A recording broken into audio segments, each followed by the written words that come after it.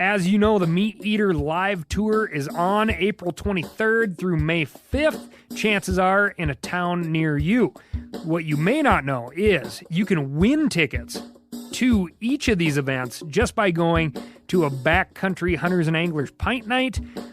There's going to be a pint night in each of these towns: San Diego, Salt Lake City, Tempe, Anaheim, Boise, Sacramento, Missoula, Portland, Tacoma, where you can compete in Meat Eater trivia and win not only tickets to the show, but a chance to be on stage with all of us. So get your butt to a pint night, and we'll see you on stage.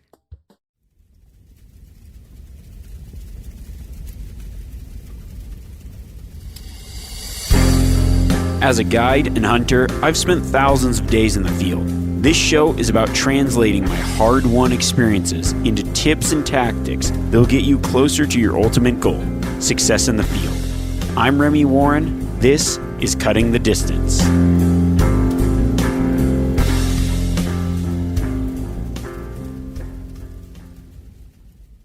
Hey everyone, welcome back. Hope everybody's doing well. This week, we're going to be continuing what I kind of dubbed our summer prep series, and it's going to be about fitness.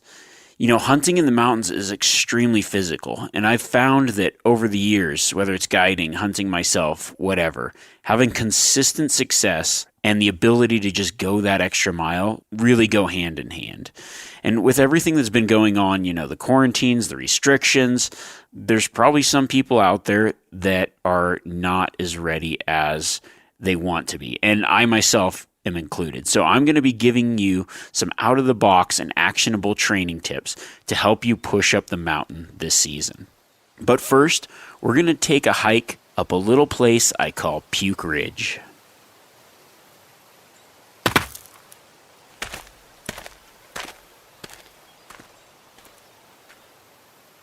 Puke Ridge is one of my favorite places to hunt, but it got its name for a reason. Now, over the years, as a guide, I've hunted this particular spot many times. And just to lay out the topography, it's essentially a mountain you start at the bottom of that goes straight up. Now, of course, it'd be nice to start at the top of the mountain, which you can do, but you lose your visibility of where the animals are at. There's a lot of fingers in this particular spot, so depending on where the elk are, I like to spot from the bottom and then work my way up. Many years ago, when I started guiding, I was working for this outfitter, and it was opening day. And before this was just an area that I hunt myself a lot as well. And I'd hunted it during the archery season. There was a pretty nice mule deer in there. I don't know why I decided to pass the buck up with my bow, and then decided later on in the season I really wanted to get that buck, and ended up not finding him again. So as I was scouting between the archery and the rifle season, I relocated this buck that I'd lost in September. Now it's like mid-October, and this is before opening day. So the outfitter that I worked for there were 2-on-1 hunts. So I had 2 clients and myself as the guide. And I figured, okay, I've been watching this deer for the kind of the week before the season. I thought it's a really nice buck for a general area. We should probably try and go get that buck, because most of the people that showed up came hunting were really looking for elk, but they had combo tags, elk and deer tags. So it was just kind of a cool opportunity to get a nicer buck than average. And as I'm watching him right before the season, this group of elk actually moved down off the mountain into this pocket where the buck had been hanging out. And in that group was like 2 little raghorn bulls. So it's the night before the opener. The hunters come in, and I'm talking to the 2 guys that I'm going with. One of them was a little bit older, well, quite a bit older than the other guy. He was like in his late 60s, maybe even 70, but he was in pretty decent shape.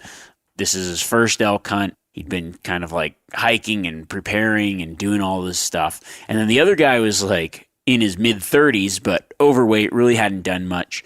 And so the both of them, this was their first elk hunt, first trip out west. Didn't really know what to expect. We're just looking for any bull, any legal bull. So they just had to have brow tines. It was a general elk area. So, kind of just getting a bull was the hard part. So just like brow tine bull, if we found that, we're going to be down. And then they had deer tags, which if they got elk, we would hunt deer. So I'm like, sweet. Okay, I've got the setup. We've got some bulls in this canyon, and I know that there's a couple good deer that have been living in there because I've been watching them all archery season and now before rifle season.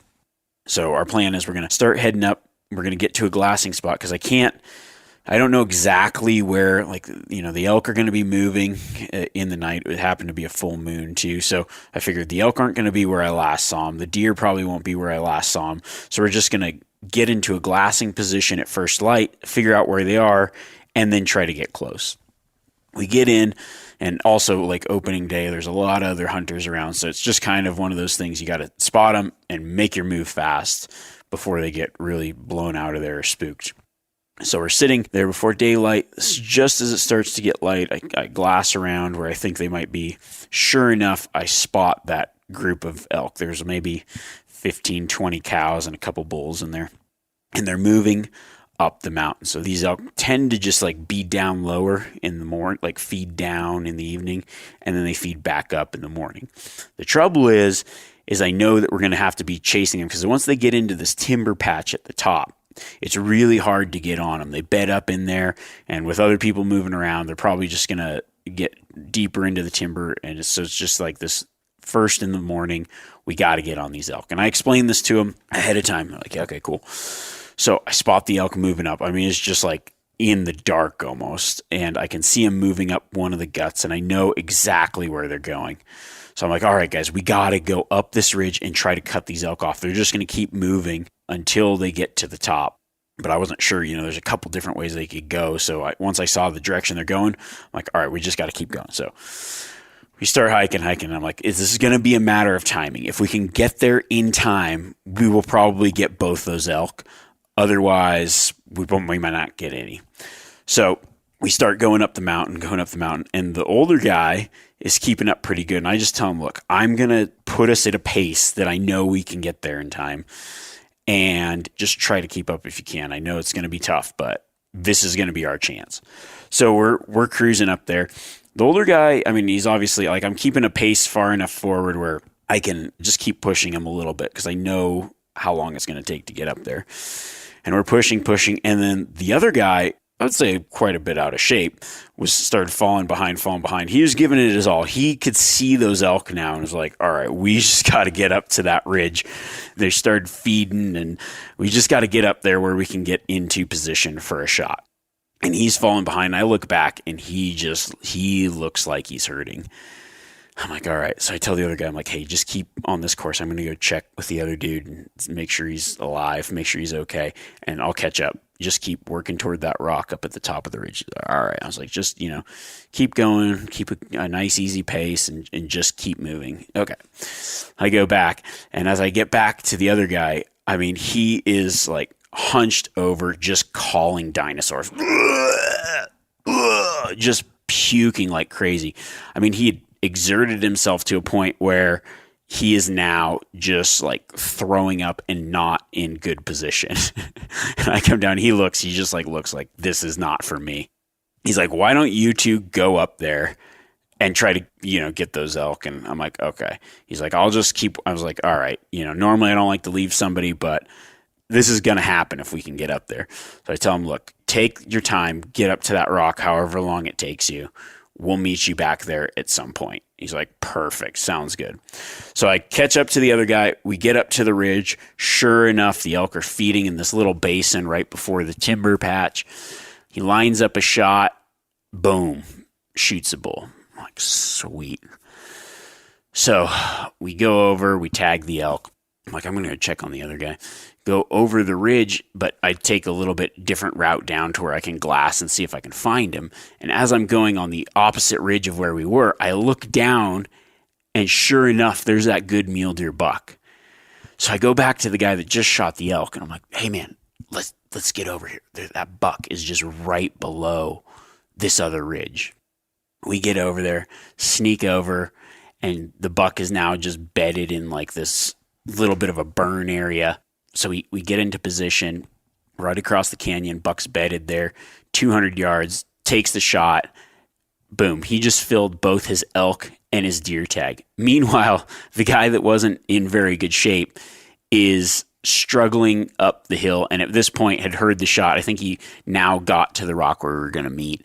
So we go down, we tag the deer, got that one just because I'm like, all right, now we've got 2 animals we got to process, but we'll let this one cool down. It's on the nice shady side. We'll go back up, grab the other guy, take care of the elk. I'll hang it up in the tree, and then we'll come back and take care of this deer and pack it out. The guy that was not in very good shape, we meet up with him, and it was just one of those deals where had he been there and able to just push up to that ridge, he probably would have shot an elk with the other elk, because once we shot that one bull, the other bull just kind of stayed there for a while. And with the buck that the other guy shot, there were 2 bucks. So I'm like, look, man, now we've got 4 more days to hunt when we could have tagged out if he was in just a little bit better shape. And it didn't have to be in marathon shape, but just better shape, good enough shape to push up the ridge and get into position in time before those elk moved over. Actually, we continued to hunt for the rest of the week.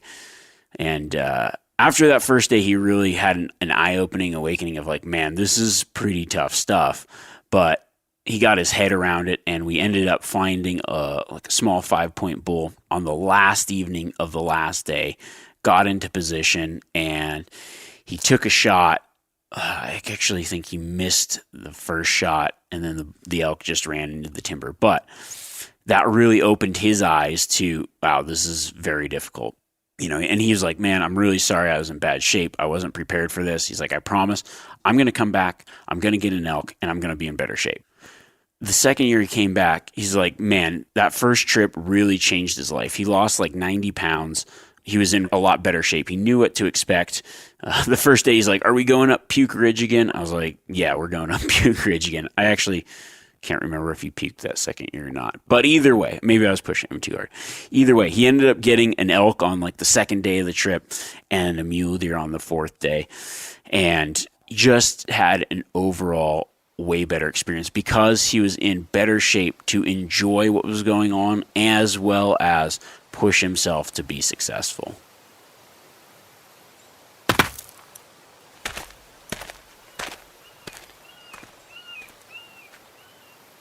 If you know me, you probably have understood by now that my style of hunting is mountain type hunting. I think that I put a lot of importance on being physically fit and able to do the task at hand.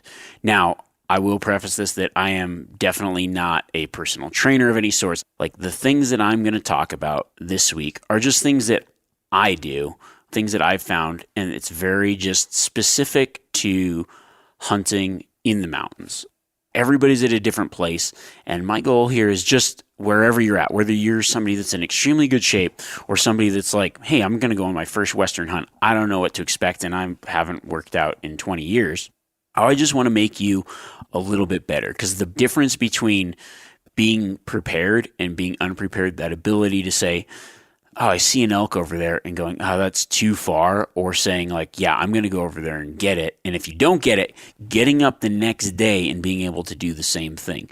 I just want to be able to get you in a mindset and a place where you can do that. And I think the summer is a great time to prepare. Now, there is no replication for just doing. Carrying a pack through the mountains, hiking all day for days on end. I do this full time for a living. I'm out there all the time. So I don't really have to train outside of that because I just train by doing. I completely understand that that is definitely not possible for everyone.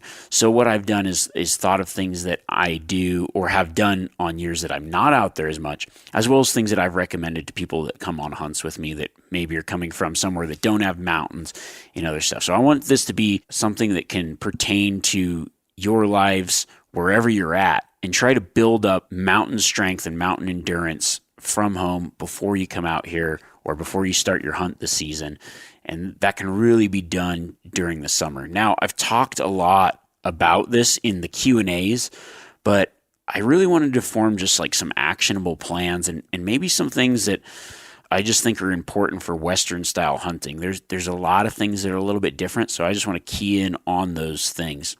You know, as hunters, if I were to break it down into the 4 key components of just like going further and hunting harder, I would say that it's endurance, your wind, like your breathing, carrying weight, and climbing strength. So if you just think about like your standard Western hunt, especially elk, and elk seem to be the thing that people want to chase the most. And I think it's one of the more physical Western hunts out there. So you just think about, like, if I'm going to talk about fitness, I'm going to break down the hunt and the parts that are physical. Nearly every Western hunt involves something along these lines. Like you spot an animal, I would say 90% of the time, it's going to be an uphill climb to it. Wherever you're at, the animals normally involve an uphill climb, whether it's an uphill climb to them or an uphill climb out. You're going to start pursuing them. So you throw on a pack, you're going to start going up the mountain, whatever. You probably get there or close to, and they've moved. So you got to keep going a little bit further. So you got to just, push onto the next ridge, get into position. Then let's say you get into position, you make that shot. Awesome. Great job. Pat yourself on the back. What's next? The real work begins. Now you got to pack that animal back out. And that's maybe, in the case of an elk, a few 100 pounds of meat on your back that you have to carry who knows how far. So we need to figure out ways that really focus on preparing us for that style of hunting. What we're going to do is we're going to just start talking about stuff that translates to the hunting experience. So we're going to break it down. The first one, let's talk about leg strength. Like I said earlier, Western or mountain hunting, or wherever you're at, I mean, I call it Western hunting, but just like spot and stock style hunting, big country hunting, there's a lot of uphill climbing. And if you aren't used to that right there can be the hardest thing to be ready for. And really it comes down to the strength of your legs. Your legs are your engine in the mountains. They are your quad, and they are going to get you to where you need to go. And really, I think that building up that leg strength comes through pushing through that burn. If you talk about anybody that I've taken out, whether on a trip or whatever, it's these complaints, the things that you run into, the problems, like your legs are burning as you're going up the hill. So you need something that can build your legs. And then you have to also realize, we aren't talking about like sprinting. We aren't talking about short bursts of strength. We're talking about prolonged day in, day out strength and movement. So you really need to do something that replicates that uphill. Honestly, if you have some form of hill, that is going to be the best. Like, I like to replicate what I'm doing by doing what I'm going to do. I hike all the time with a pack and hunt and guide and whatever. When I jump on a bike, I get sore and tired really fast because my muscles are trained to do one specific task really well. And so what we're trying to do is trying to find things that help build that leg strength in a way that works for hiking, carrying a pack, and hunting. And really, if you don't have a hill, what you want to do is you want to replicate that uphill climb. So if you've got a hill, use a hill. No hill, use stairs, real or fake stairs. If you don't have real or fake stairs, then even though I said, it's a little bit different muscles, but it builds it in the same way, maybe jump on a bike and use it on a harder setting. Because what we're going to try to do is you're going to try to build up your leg strength, but leg strength that works really well with lots of movement, prolonged period of time. So if you got a hill, and I've said this on some of the Q&As and other things, but I just want to elaborate a little bit on it. One of the things when I was starting out, realized, man, I got to get in better shape for these mountains. Like I would start hiking up the hill at the beginning and then kind of get tired. It's normal. But one thing that I started to do was the idea of just like being able to keep moving, kind of push through that burn. And my whole philosophy was like, I just don't want to feel it burn when I walk uphill. Like, I just want to see something and just not even think about it. And now I've gotten to a point over the years where, honestly, I'd prefer to walk uphill. Like, I've developed it enough to where it really doesn't make a difference whether I'm going uphill, downhill, flatland. I get bored walking on flat. I think I'd rather just walk uphill most time. So to do that, kind of started out with this idea of like constantly moving, where I trick my muscles into keep working even after I'm completely tired. And you can do this at home. You can do this on stairs, like I said, or if you've got a hill, whatever. What you want to do is pick a steep hill if you've got one, and just like try to be able to walk up it without stopping. It doesn't matter how long it takes you. It doesn't matter if you have to start sidestepping, just walking backwards, whatever. You want to be able to move up it without stopping, because the ability to push through getting tired is actually, in my opinion, I'm no expert, but what I've noticed in my life is it allows me to continue to push through those times when I start to get tired. My body starts to readjust and understand that, okay, I can push through it in this way. And that's just through that constant movement. And doing that helps build that leg strength. So I'll do like whatever it takes to keep going. Now, when you're starting out, here's the way that I suggest to do it. And you're going to just like set a baseline. So let's say it's day one, whether you've got a flight of tall stairs, you've got a Stairmaster, you've got a stationary bike. Set it on like maybe a hard setting and give yourself, say, a certain amount of time or distance if you can track it on that, or you've got just like a natural hill that's uphill.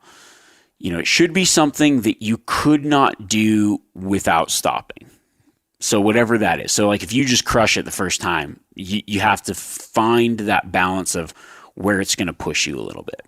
And like I said, I want these tips to be just like some out-of-the-box tips that if you go to a personal trainer, maybe they aren't thinking of these kind of things. These are things that have helped me for hunting and mountain hiking. So you're going to set that baseline. So it's going to be something that at this point you cannot do without stopping or maybe taking a while, okay? So you're going to do that. That's going to be your mountain. That's going to be your training center. That's going to be where you're going to keep on working, because you want to be able to see the progress over time. And that's how you're really going to build that strength and be able to learn to push through things. So you set that baseline. And I'm talking like, it doesn't matter how good a shape you're in. You just want to make sure that you're going to be pushed throughout the course of the summer doing this. Every time you do it, whether it's every other day, however often, once, whatever, it doesn't really matter. The more, the better. The more you do it, the better you're going to get at it.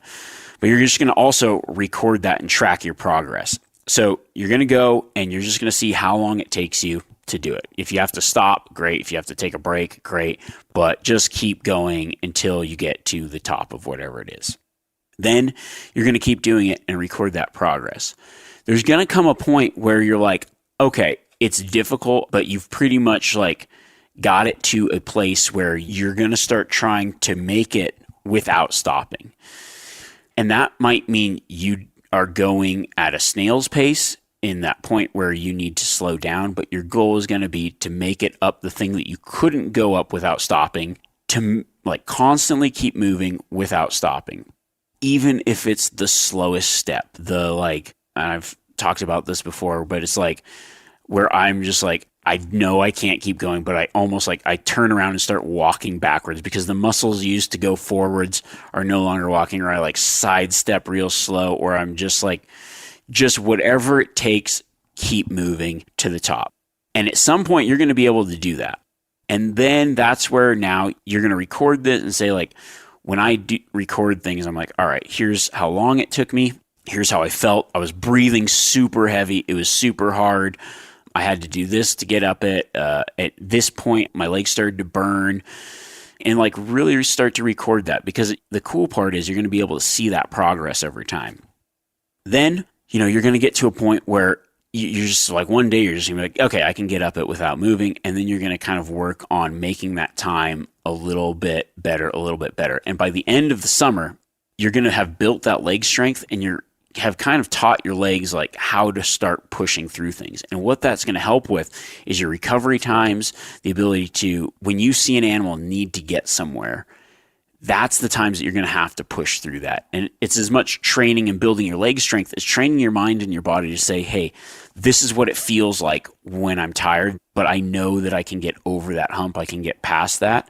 And so building that strength, I've found really helps with that mountain endurance and that uphill climbing. As you know, the Meat Eater live tour is on April 23rd through May 5th. Chances are in a town near you. What you may not know is you can win tickets to each of these events just by going to a backcountry hunters and anglers pint night. There's going to be a pint night in each of these towns: San Diego, Salt Lake City, Tempe, Anaheim, Boise, Sacramento, Missoula, Portland, Tacoma, where you can compete in Meat Eater trivia and win not only tickets to the show, but a chance to be on stage with all of us. So get your butt to a pint night, and we'll see you on stage. Now, we also have to think, what goes up must come down. And if you're so focused entirely on going uphill, you're going to lose a lot of energy when you go downhill. And I really think that in the mountains, as much uphill as you do just as much downhill. And often the downhill is when you've got the heavier packs and other things. That kind of strength doesn't necessarily come from your legs, but more your core. So you want to do two things in your whatever your exercise regiment's going to be.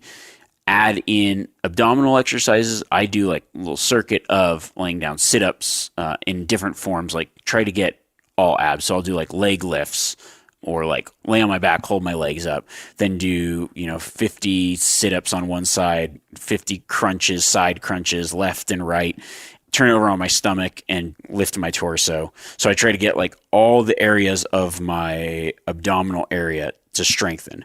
But also when I'm doing those uphill climbs, there's two ways you can walk downhill.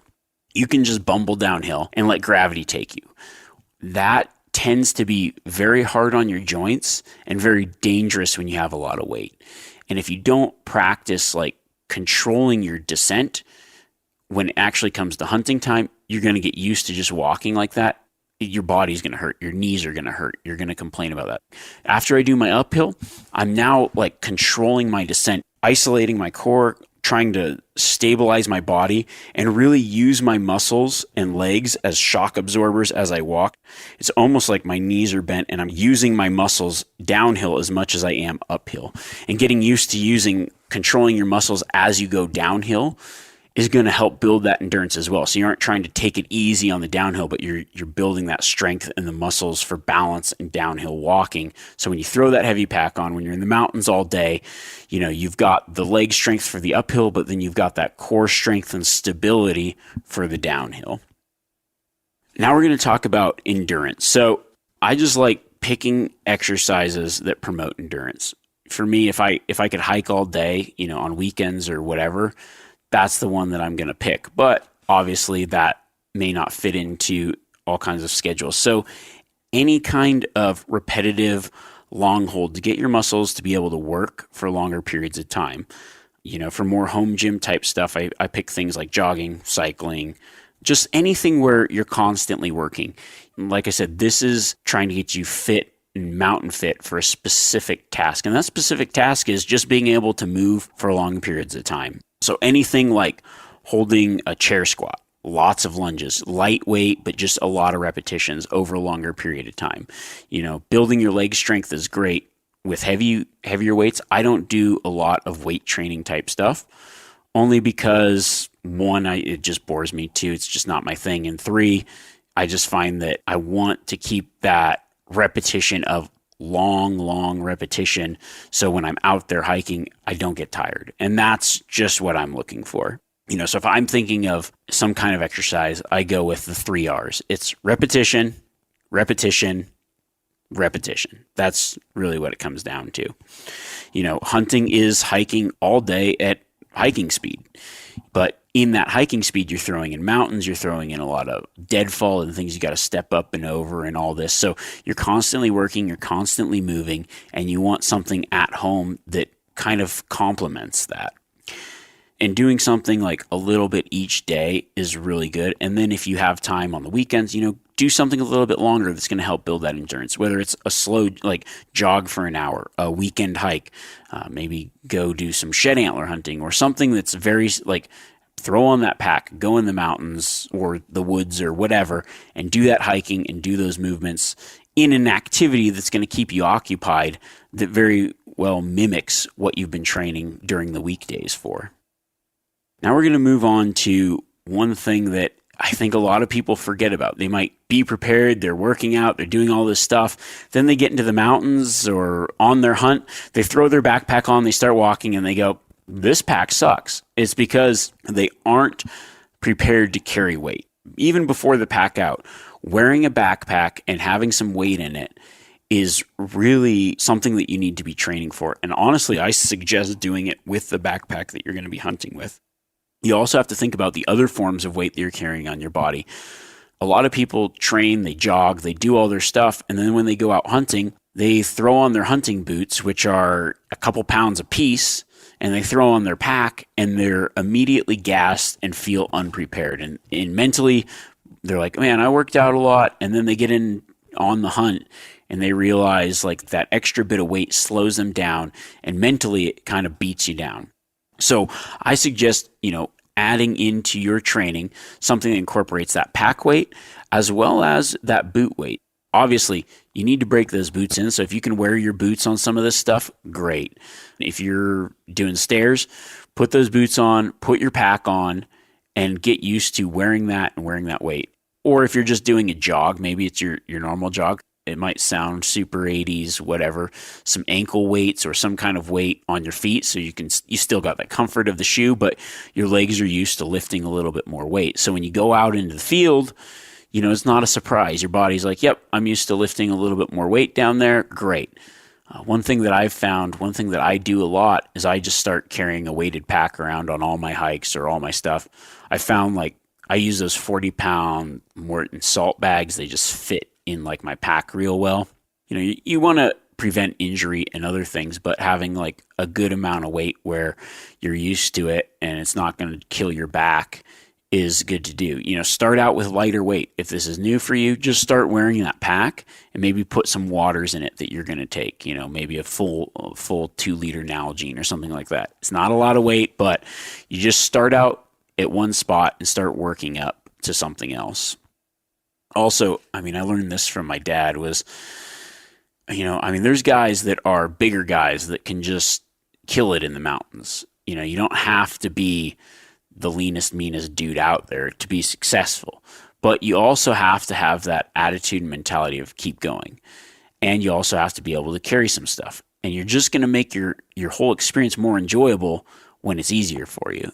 My dad was like, fairly overweight and then decided for hunting, he's like, I'm going to get in shape. And he has worked out every day for the last, I don't even know, 11 years, maybe something like that. But, he realized when he lost that weight on his body, you think about, carrying a 40-pound pack seems heavy, but if you have 40 pounds to lose, you could lose that and replace it with that pack weight. And you're just going to have a much more enjoyable experience on the hunt in the mountains.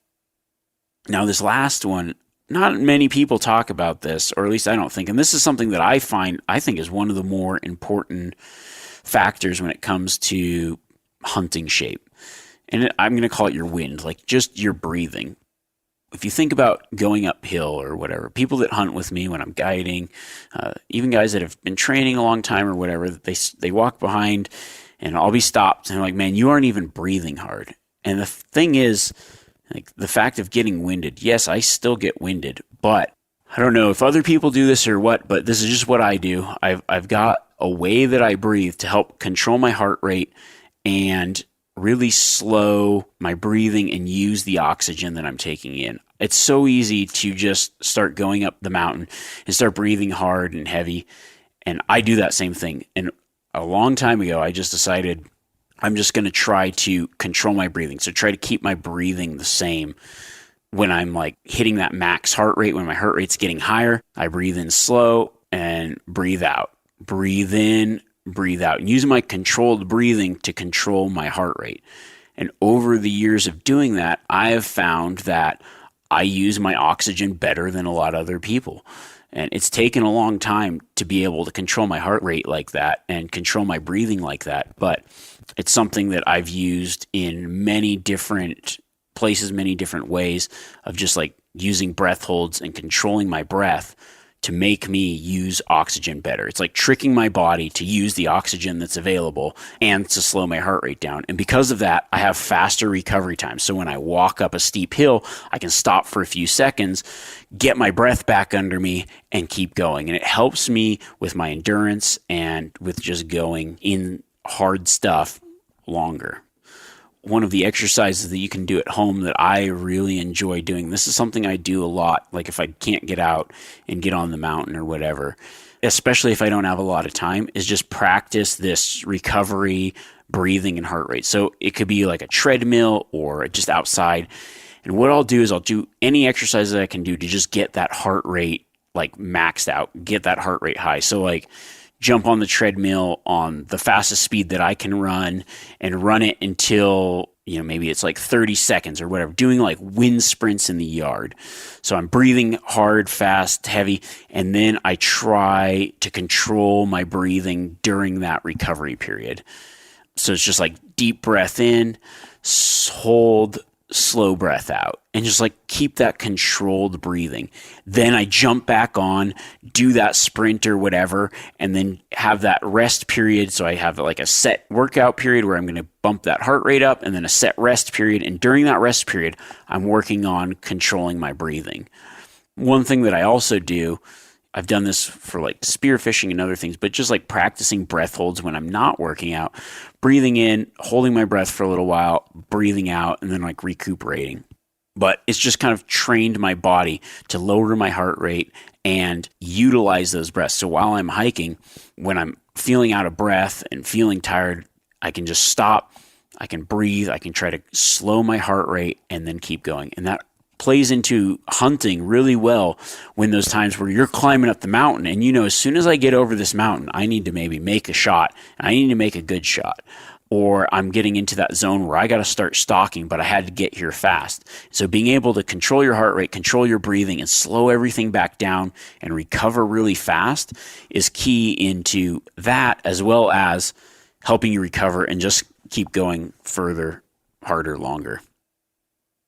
Now, I think one of the last things that I believe gets overlooked is just this idea of balance exercise. If you're thinking about walking in the mountains, everything's unstable. You're side hilling. You're using all these little muscles while trying to balance a heavy pack, a lot of weight, and stay upright and keep going for a long time. Working on stability and balance, I've found over the years has really helped me in the mountains not get fatigued as easily. It's all those little muscles that start to go out first, the ones that you feel like you don't use doing anything else. You get stronger by doing what you're going to do, but really isolating the things that you use in the mountains, building that up before you ever get there is going to help in the long run. I mean, I say this and it's not really my thing, but I've noticed that when I do like yoga type exercises, I actually build up a lot more endurance and flexibility, and I've seen it working and like helping me during a hunt or in the mountains. And I completely understand, most dudes are like, I'm not that flexible.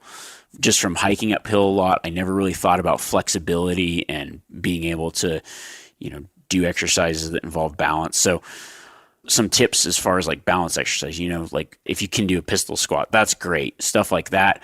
Or just like 1 foot exercises, balance boards, doing things where you're working little muscles to stabilize yourself while working out is awesome.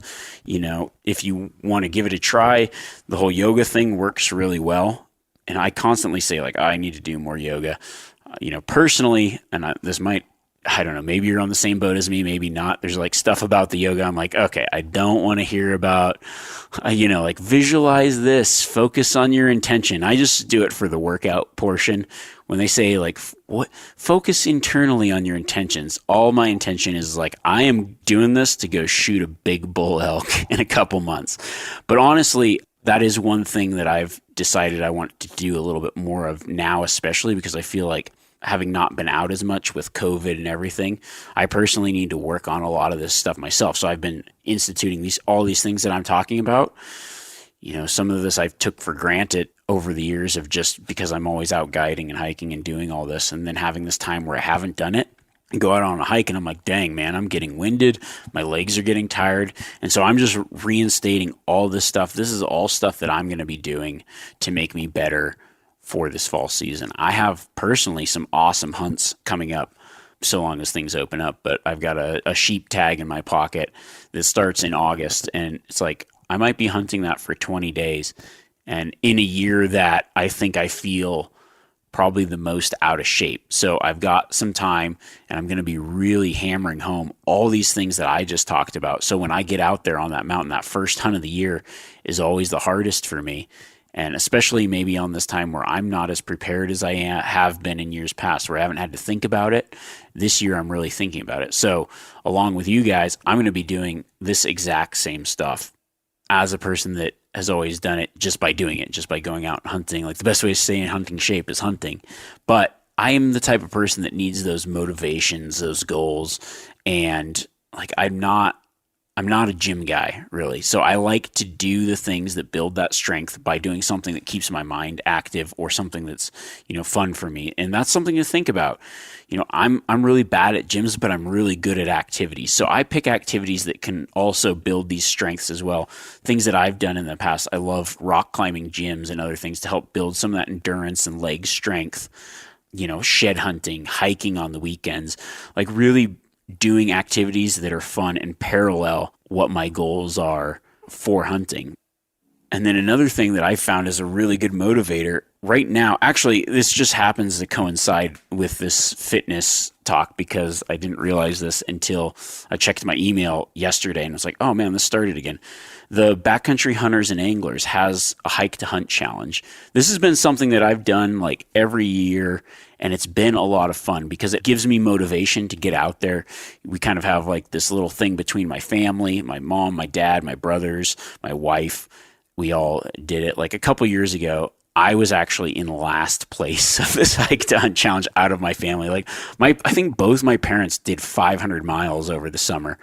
I'm like, dang man, that's dedication. I wish that I did those 500 miles, but it's a pretty sweet deal, and it's a good little motivation because you can win prizes. I just do it as like a personal goals and try to meet certain levels, but they use it as a fundraising. So it uses the Map My Fitness app, and you can go on there, you can log in, and then it's just like it's essentially a hiking fun run, and then they've got other challenges as well, like social media challenges where it's like who hikes the most creative pattern, and you like draw something as you're hiking and stuff like that. But for me, I'm the type of person that is really motivated by having little goals and little tasks and can see that progress. That's part of the reason why I said, track those uphill hikes in the leg strength and other things, because I like to be able to see that progress, and that gives me those little goals. The big goal is being ready for the season, but having something that kind of occupies your mind is fun to do and kind of pushes you in the same way is awesome.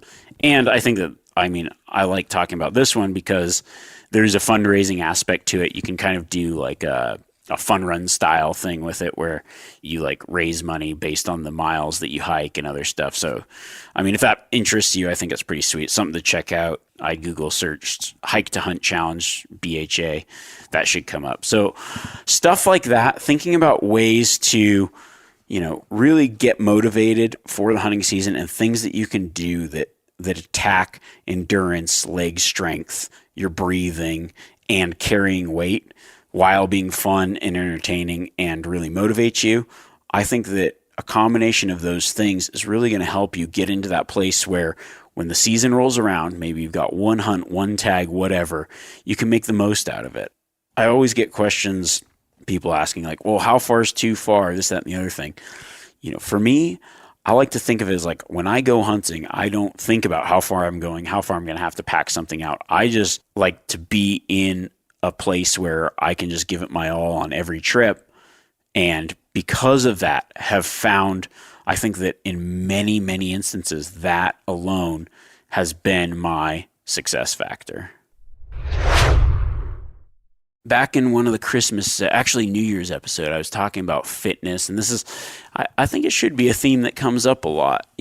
I would say I'm not a fitness guru, but I am a person that uses physical fitness for hunting, and I think that it is extremely important.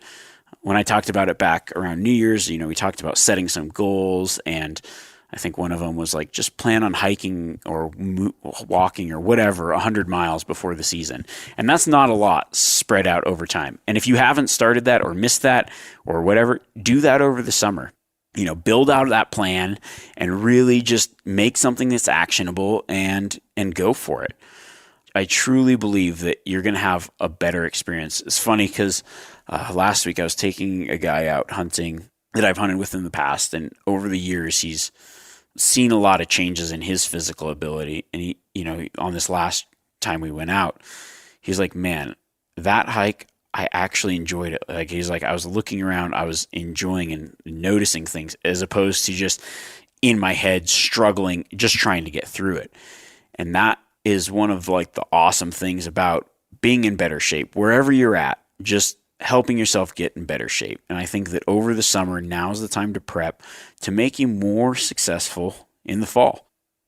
Now, next week, last week we talked about rifle shooting. This week we talked about fitness. Next week I want to cover some bow practice, archery for the bow hunters out there or the people getting into bow hunting. You can go out and shoot at a target all you want. I think that that's awesome, and being accurate is great, but I think that there's things that people forget to practice that happen in hunting scenarios. So I want to talk about the kind of practice of like practicing certain types of things for hunting scenarios. And that means maybe shooting in inclement weather like wind, stuff like obstructions and other things. I've been doing some of these little how-tos on that kind of stuff over on my Instagram, and people have loved it. It's been going over really well. So really what I'm going to be doing is talking about that kind of stuff. And then I'll definitely be showing some more of that throughout the summer on my at Remy Warren Instagram as well. Also, start sending in your questions. I've been getting a lot of questions, lots of feedback. We're going to, after that, probably be doing a Q&A again. So I like to kind of prep them out a couple weeks ahead of time. So if you've got those questions about anything we've talked about in the summer prep stuff, please shoot me those messages, either Instagram or remy@themeateater.com. So until next week, keep grinding.